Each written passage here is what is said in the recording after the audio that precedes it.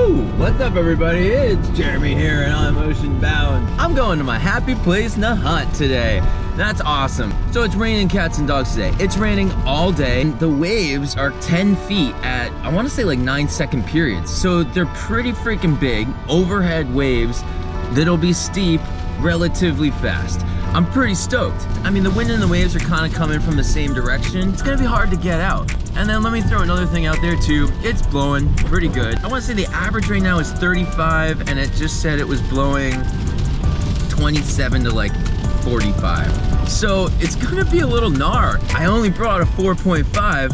I'm sure it'll be fine, but you know, it's gonna be a weird give and take. Thicker wetsuit, you know, wearing gloves, and then a lot of wind trying to hold on to a 4.5. So that alone, maybe another quick session in the books. The other thing is super cool. I just got this week in my 795 Armstrong mast. And so, you know, just for any of you, whether you know or you don't know, I'm used to riding a 72. I feel like the majority of the wingers I know and ride with and see on the internet, they're all using 85s.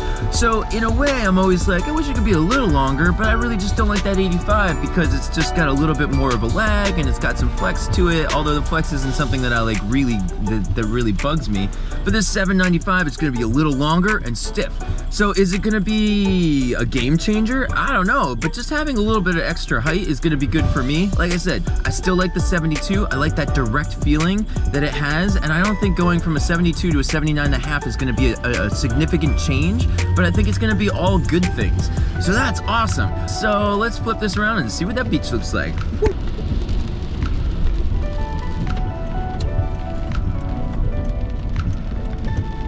What's up, Nahan? Oh, dude, it's like a whitewater field out there, which is both good and bad.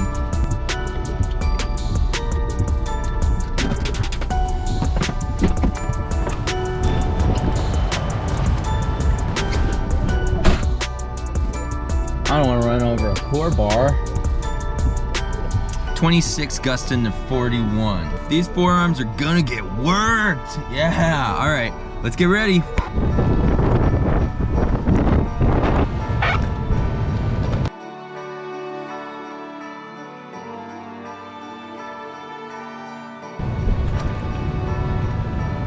That's the difference. We're losing this. This is fatter. It's kind of cool. They're batted, they're rounded on the top too. It's different.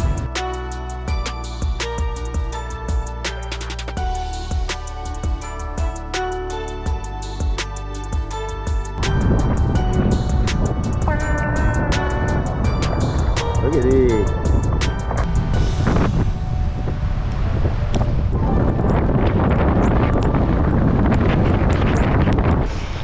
Whew, here we go. Oh boy, it's gonna be intense. It already is. All right, so let me just jump in right here. I was so excited to ride the 795 mast. I wanted it to be a profoundly different experience. I would instantly feel a connection, and I'd love it, and it would transform me into a better winger. I was ready. I was holding He-Man's sword, and I was ready to slay some waves. Well, the mast is different. Well, it's different. And the conditions were gnar. Onshore, big waves, walls of white water. First thing, right off the bat, the little extra length was noticeable when I was trying to get up on the board and then up on foil. I grounded out a handful of times before I made myself go farther into the water than what I'm used to with the 72. Not huge, but noticeable. That's fine, I can deal with it. The conditions though, they were just working against me. And again, I can deal with that, perseverance, you know. I got up a couple times and that extra length was definitely welcomed when I was up. It made me kind of think if I had my 72, I was wondering if it was going to be more difficult because those walls of whitewater were pretty thick. I got taken out by a wave in a relatively bad spot, and then one of the next waves that came through totally put a hole in my wing. Awesome. And that was my smallest wing. My next choices were a 5.5 strike or a 5 meter brand new Duotone Unit that I got from my wing dealer Phil as a demo. I just broke a wing trying to get out, and I'm not going to try a new wing when the chances of me breaking another one are just as bad, if not worse. And did I mention it was blowing over 40? It was gnar. So that's it. So this is me. I'm retreating. My tail between my legs. There will be better days. Oh man. Here's some of the damage that I've done. Whoop, whoop. You got a little jog here. Oh man. Whew. All right. Well, I got all dressed up for a big letdown. It's intense out there. I feel like if I had my 72 mast, like there was something weird about the mast. Not in a bad way, but it threw me off. Like the first couple times I got up on it, I was like, whoa, this is different. And that was hard to be in something like that different in waves that were that big. It was intense. I gotta think about this for a second, but this may be a big non-session. All right, give me a few minutes to sort my shit out. So the next day, all right, I'll fast forward through all of this. So the next day, me and Brian decided to meet at Nahant. You know, he left his bar on the beach the day before and I had that. He's gonna fix my wing and we figured we'd try the conditions. He watched my Ghost Train video and he brought me some zebra cakes. I'm never gonna pass up a zebra cake. Delicious. I wish I could say this is a good omen though. The conditions were a complete flip. The wind was on the lighter side, offshore, and there were still waves. The sun was kind of out, but it was colder. The waves weren't huge, but they were nice and they were clean.